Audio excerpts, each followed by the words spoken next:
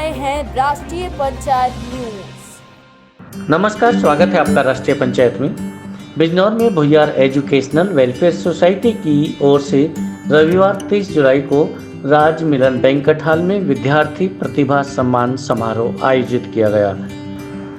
समारोह में वर्ष 2023 की 10वीं और 12वीं की बोर्ड परीक्षाओं में उत्कृष्ट प्रदर्शन करने वाले भुइयार समाज के 150 मेधावी छात्र छात्राओं को पुरस्कृत करते हुए उनका उत्साहवर्धन किया गया। इस मौके पर मुख्य अतिथि दिल्ली एम्स की वरिष्ठ चिकित्सक डॉक्टर अंबिका सिंह ने मां सरस्वती के चित्र के सम्मुख दीप प्रज्वलित कर कार्यक्रम का शुभारंभ किया। समारोह को संबोधित करते हुए मुख्य अतिथि डॉक्टर अंबिका ने छात्र छात्राओं से कहा कि अपना भविष्य बनाने के लिए उन्हें वही क्षेत्र चुनना चाहिए जिसमें उनकी रुचि है। करियर का क्षेत्र चुनने के मामले में अभिभावकों को दखल देने से बचना चाहिए, नहीं तो बच्चों पर थोपा गया क्षेत्र उनकी असफलता की वजह बन सकता है। डॉक्टर सिंह ने कहा कि पसंद का क्षेत्र चुनने के बाद लगन के साथ मेहनत करें, लेकिन खुद पर विश्वास और साथ में संयम का होना भी आवश्यक है, क्योंकि जरूरी नहीं होता कि सफलता एक ही प्रयास में मिल जाएगी। उन्होंने आजकल समाज में बढ़ रही जनरेशन गैप यानी बुजुर्गों और युवाओं में तालमेल ना बैठने की वजह का जिक्र भी किया। कहा कि युवाओं को अपने बुजुर्गों की और बुजुर्गों को अपनी युवा पीढ़ी की समस्याओं और मजबूरियों को समझना चाहिए। एक दूसरे की भावनाओं की कद्र करनी होगी, मान सम्मान और मर्यादाओं का ख्याल रखना चाहिए, तभी हम बेहतर परिवार और समाज का निर्माण कर सकते हैं। मुख्य अतिथि डॉक्टर अंबिका सिंह ने छात्र छात्राओं का उत्साहवर्धन करते हुए कहा कि सफलता एकदम नहीं मिलती, इसलिए हमें निराश नहीं होना चाहिए। छोटी छोटी चीज़ों की भी सफलता में अहम भूमिका होती है, इन्हें अनदेखा ना करें। आपने मुझे इस लायक समझा कि आपने मुझे यहाँ पे बुलाया। सभी आदरणीय अतिथिगण, मंचासीन और बाकी सभी बच्चे जिन लोगों को यहाँ पे बुलाया गया है, सबसे पहले आप लोगों को बहुत बहुत बधाई। उनके सारे घर वालों को बहुत बहुत बधाई। अच्छा महसूस हो रहा होगा, आप सबको काफ़ी गर्व महसूस हो रहा होगा कि हाँ, आज तो कुछ किया है, हमारे लोगों ने आज तो कुछ किया है। साथ में इतने सारे लोग साथ में बहुत कम मिलते हैं। ऐसा बहुत कम होता है कि आप किसी एक जगह मिलें, इतने सारे लोगों से मिलें जिनको शायद आप कभी जानते नहीं होंगे या फिर कभी मिले नहीं होंगे, नाम सुना होगा या नाम भी नहीं सुना होगा, लेकिन आगे चल के ऐसा महसूस होता है कि अच्छा ऐसे भी लोग को तो हम काश पहले मिल रहे थे तो आज शायद और आगे बढ़ चुके होते। तो ऐसा भी होता है। तो मेरे ख्याल से ऐसी जगह में आना मेरे लिए तो एटलीस्ट बहुत ही गर्व की बात है। और मैं इसी जगह से निकली हूँ, मैं भी आप लोगों की तरह ही थी। ये जो जितने बच्चे बैठे हैं यहाँ पे, मैं भी ऐसे ही थी। 10th क्लास में 12th क्लास में ऐसे ही पढ़ रहे हैं, पसीने में जा रहे हैं, साइकिल पे चल के जा रहे हैं, भाग रहे हैं, ट्यूशन जा रहे हैं, रात में आके डांट भी खा रहे हैं। तो ऐसा होता है, पर नहीं होता। जो आपने जिस चीज़ में एक बार कदम रखा है वो चीज़ आपको कभी ना कभी ज़िंदगी में सहायता ज़रूर देगी। गांठ बांध लीजिए कि अगर आपने गलत ब्रांच चुन ली तो उससे ज़्यादा दुख भरा कुछ नहीं होगा। और इसका एक ही तरीका है कि आप अपने आप को समझें पहले। ऐसा नहीं है कि आपके घर वाले नहीं समझेंगे, आपके माता पिता नहीं समझेंगे, आपके भाई बहन नहीं समझेंगे।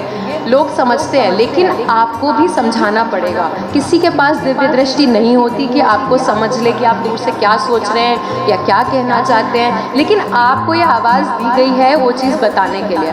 आप इजहार करो चीज़ों का, आप समझाओ लोगों को चीज़ें। अगर आपको लगता है कि जेनरेशन गैप है, आजकल जितने बच्चे हैं देर इज बहुत बड़ा जेनरेशन गैप आ चुका है। मैं उस बात को समझ रही हूँ क्योंकि मैं वहाँ पे बीच में कहीं हूँ अभी, और इस समय इस स्टेट पे मैं जहाँ पे हूँ तो मेरा इंटरेक्शन दोनों लोगों से है। क्योंकि मेरा जो क्लाइंटेल है वो है सारे बूढ़े लोग, 60 से ऊपर के जितने लोग हैं वो सब मेरे क्लाइंट हैं इस समय। लेकिन उससे छोटे, मेरे से छोटे जो लोग हैं वो मेरे से जुड़े हुए हैं, क्योंकि वो मेरे पास आते हैं कुछ पूछने के लिए, उनको राहत चाहिए, वो कहीं कंफ्यूज हो रहे हैं तो वो आते हैं, बात करते हैं। तो मेरा इंटरेक्शन दोनों जगह से, तो मुझे ये समझ आता है कि कितना बड़ा जेनरेशन गैप है।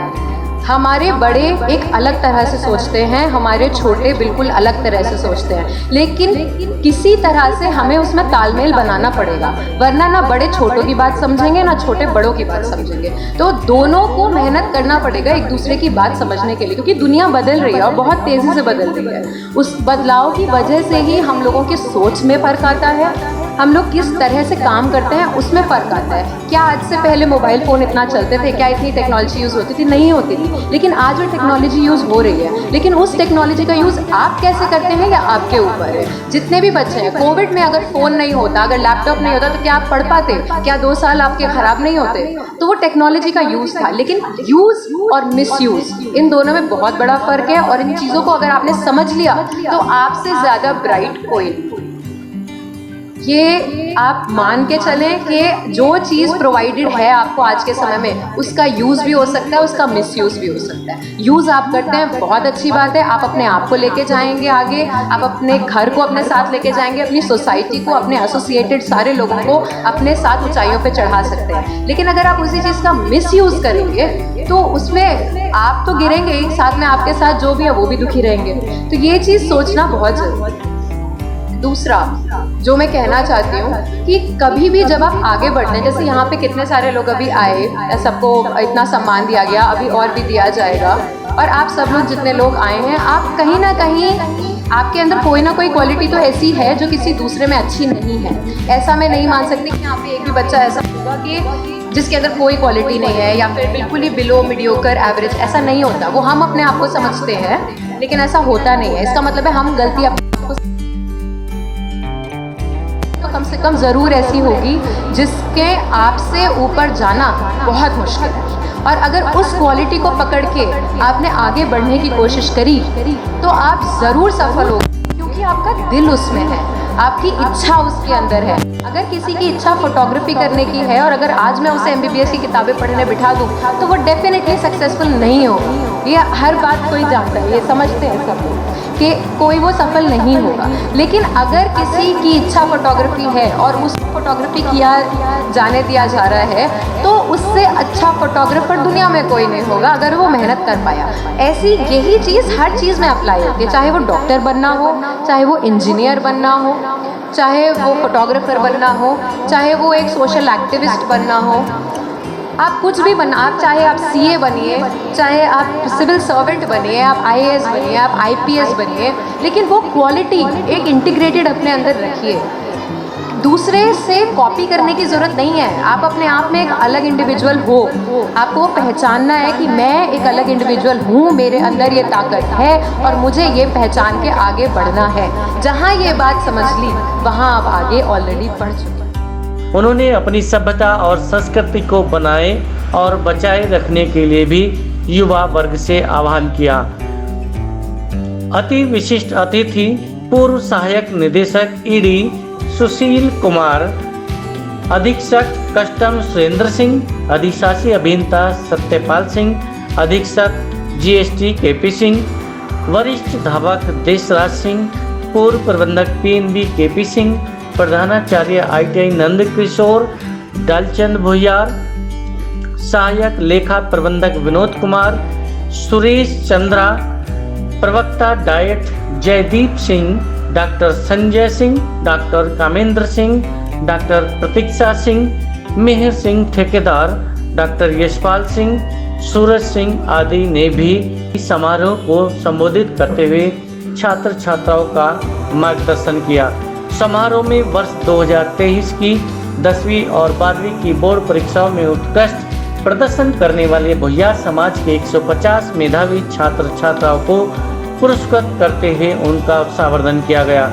इंटर की परीक्षा में अच्छे अंक पाने वाले CBSE और ICSE बोर्ड के मेधावी आर्यन और UP बोर्ड के आयुष कुमार को प्रथम पुरस्कार के तौर पर 5100 के नगद पुरस्कार के साथ सामान्य ज्ञान की पुस्तक, स्मृति चिन्ह एवं प्रमाण पत्र देकर सम्मानित किया गया। जबकि द्वितीय पुरस्कार के रूप में CBSE और ICSE बोर्ड की संयुक्त प्रतिभा खुशी सिंह और UP बोर्ड से प्रिंस पवार को 2100 रुपये और तृतीय पुरस्कार के तौर पर CBSE ICSE की कीर्तिका और यूपी बोर्ड से अनुज को 1100 रुपये का नगद पुरस्कार, सामान्य ज्ञान की पुस्तक, स्मृति चिन्ह एवं प्रमाण पत्र देकर पुरस्कृत किया गया।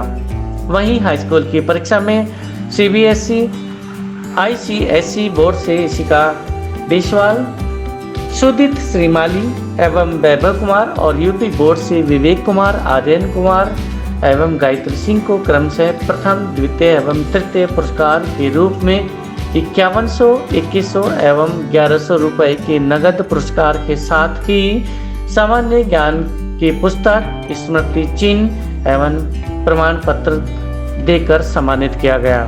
इनके अतिरिक्त विशाल कुमार, वंशिका, विनीता, कीर्ति उपरवाल, कपिल कुमार, शिवकांत, पारुल रानी, अक्षय कुमार, रश्मि रानी, तनु रानी, संध्या, मोना, प्रणव कुमार, कुशाग्र पवार, कार्तिक मेहतवान, कृष सिंह, खुशी, काव्य सिंह, प्रकांशा, देवा देशवाल, राजन कुमार, निखिल कुमार, प्रियंशु, शानु, वंशवर्धन आदि सहित 150 मेधावियों को पुरस्कृत किया गया।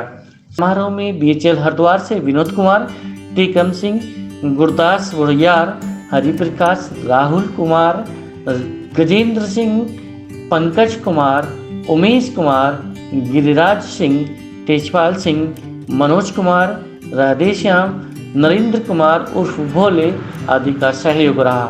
समारोह की अध्यक्षता दयाराम भावना ने की और संचालन भुइयार एजुकेशन वेलफेयर सोसाइटी के अध्यक्ष राजेंद्र कुमार एवं महामंत्री केशव शरण ने संयुक्त रूप से किया। बिजनौर से ब्यूरो रिपोर्ट। आज जो ये कार्यक्रम हुआ है 30 जुलाई को, क्या कार्यक्रम था? ये भुइयार एजुकेशनल वेलफेयर सोसाइटी है जिसका गठन वर्ष 2015 में किया गया था और निरंतर प्रतिवर्ष समाज के मेधावी छात्र छात्राओं को सम्मानित किया जाता है जो शिक्षा के क्षेत्र में उत्कृष्ट प्रदर्शन करते हैं।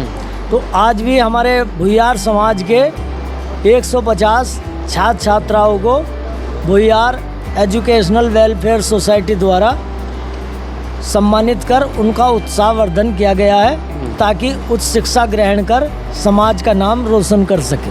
150 छात्र छात्राएं जो 10वीं और 12वीं की परीक्षा में बेहतरीन प्रदर्शन किया है। हाँ जी। तो उसमें कौन कौन से बोर्ड के बच्चे शामिल थे?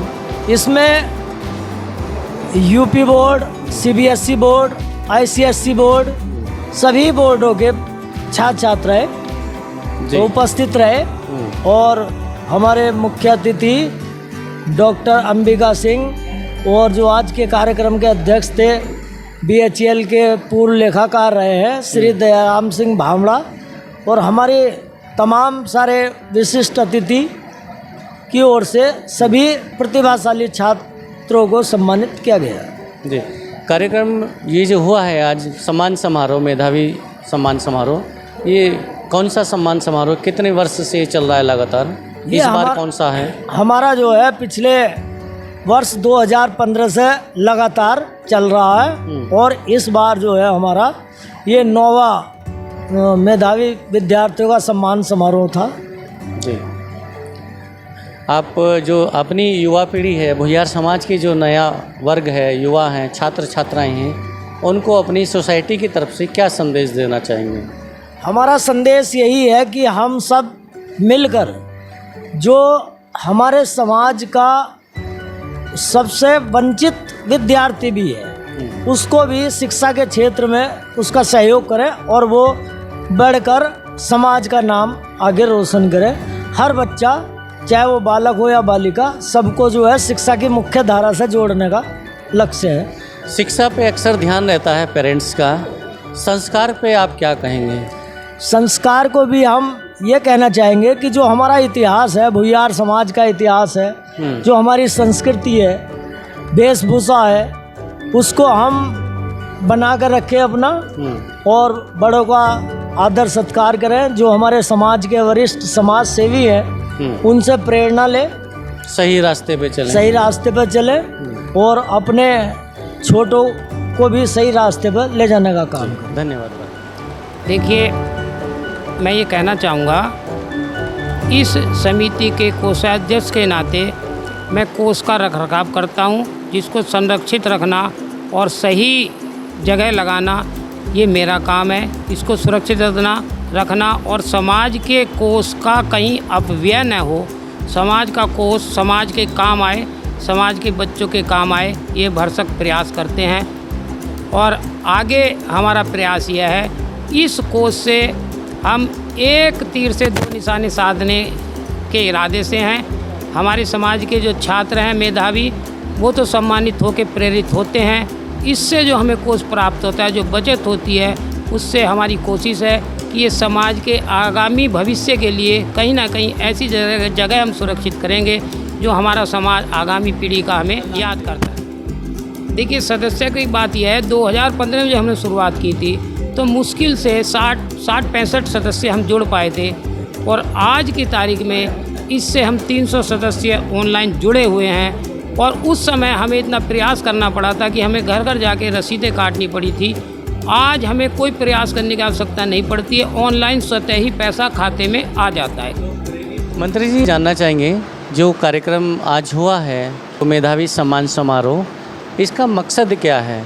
इसका मकसद ये है, जो हम भावी पीढ़ी, जो हम जिन पीढ़ियों का हम सम्मान करते हैं, जिन पीढ़ियों का हम सम्मान करते हैं, तो भावी पीढ़ी से हम अपेक्षा करते हैं कि जिनके द्वारा हम सम्मान कराते हैं कि वो आने वाले टाइम में भी खुद सम्मान करने योग्य बने। और इसीलिए वो मेहनत करते हैं और अपने जीवन में उच्च शिक्षा प्राप्त करते हैं। हमारी जो समिति का उद्देश्य है वो उनको पंख लगाने का कार्य करता है, ताकि वो जो है अपने जीवन में कभी असफल ना हो और नई आने वाली पीढ़ी भी उनसे प्रेरित होकर आगे बढ़े। क्योंकि समिति का मेन उद्देश्य यही है कि हम उनको ऐसे पंख लगा दें, दूसरों से प्रेरणा देके या दूसरों से प्रेरणा दिलवा के, कि ताकि वो अपने जीवन में महसूस ना करें, और वो ये महसूस ना करें कि हम एक ऐसी बरादरी में रहते हैं जिसमें लोग पढ़े लिखे नहीं हैं। हमारा मेन उद्देश्य यही है कि हम ये दिखाना चाहते हैं कि हमारा समाज इतना पढ़ा लिखा है कि आप अगर आगे पढ़े लिखोगे तो आप जो है पिछड़ जाओ।